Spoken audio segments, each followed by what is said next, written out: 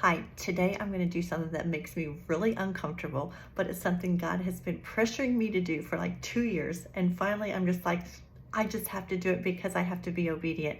He is wanting me to poke and provoke the church. And now, why me? I was like, because I have been in church for almost 40 years and I know what it's like to be in church.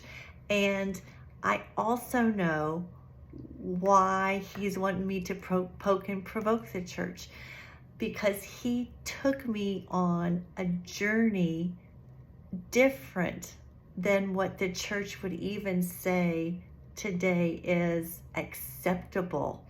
And because I was willing to let God out of the box of my church beliefs and church ideologies and church doctrines, I got to experience God in whole new, miraculous, and magnificent ways.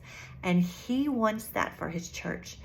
But He is telling me that the church is one of His biggest hindrances to the expansion of His kingdom on earth. And when I heard that, I was like, oh my gosh, I can't believe He said that. But in my heart, I knew it was true because I had had the same personal experience. Now, I know that's hard to hear, especially when you're in church, because church is filled with a lot of people who love God and love Jesus, but they don't understand how they're missing the mark. And God does not want to leave the church behind because He sees how much you love Him and He wants to bring you along. But remember, in Jesus' day, who was mostly left behind? The church people. One morning, I woke up with this whole prophetic word in my head about the church. And I was like, oh my gosh, it went something along these lines. He said, the modern day church is like the Pharisees and Sadducees of Jesus's day. They have become so close-minded, so stuck in their doctrine and in their rules and in their belief structures that they are limiting what I can do in their lives.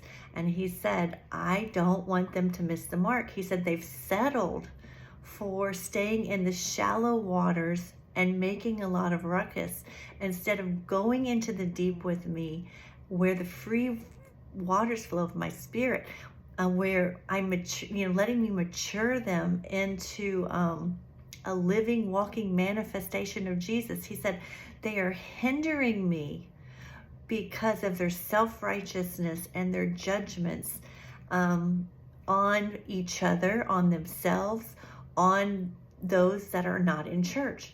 He said, imagine having someone preach about me who is not living the way they preach.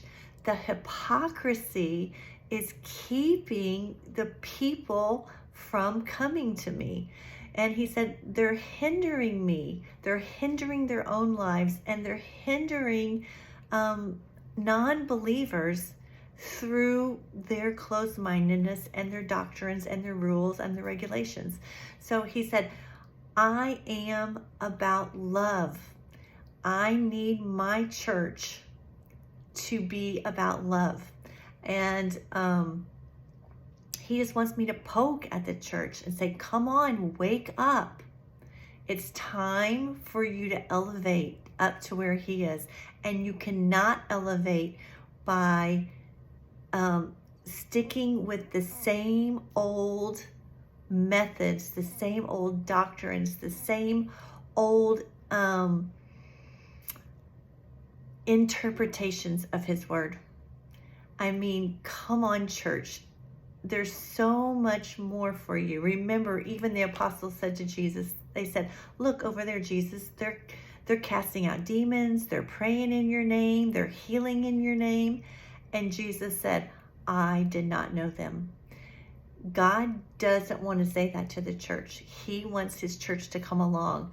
But right now, the majority of our church in the world is just doing that. They're praying in His name. They're some might be healing in his name, not as much as should be. Some are getting cast out, but not as much as should be. As believers, it means more than just believing. It means an intimate personal relationship with God. It means letting him put you through the purification fires.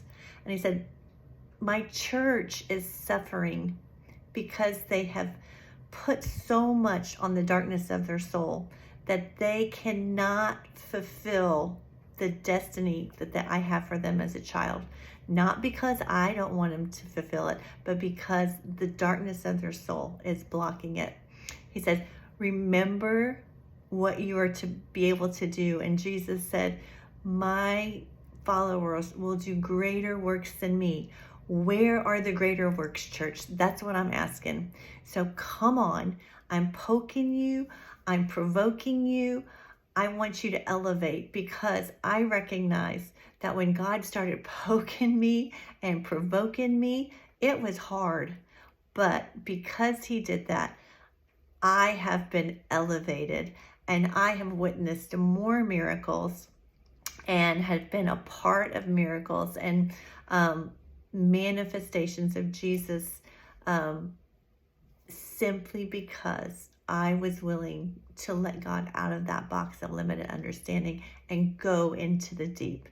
So I just think, oh man, what would happen to this world if the church as a whole would come together in unity and love, instead of fighting and making, seeing the differences in each other, and just all come together in unity under Jesus and his love, and then mature in that love so that we become a walking manifestation of Christ on the earth. Our beingness becomes love.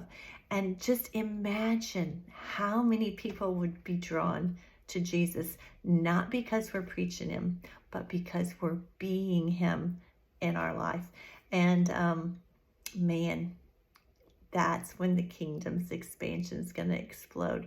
So come on, church. I encourage you, get up to where God is. And you don't have to leave church, but your church has got to transform, and you have to transform. And if your church isn't willing to transform, go to a different church or get out of church. I don't care. God wants all of his kids to take a seat at his table and stop settling for the crumbs and start living into the destiny as of one of his kids on the earth. So there's my poke and provoke. Bye.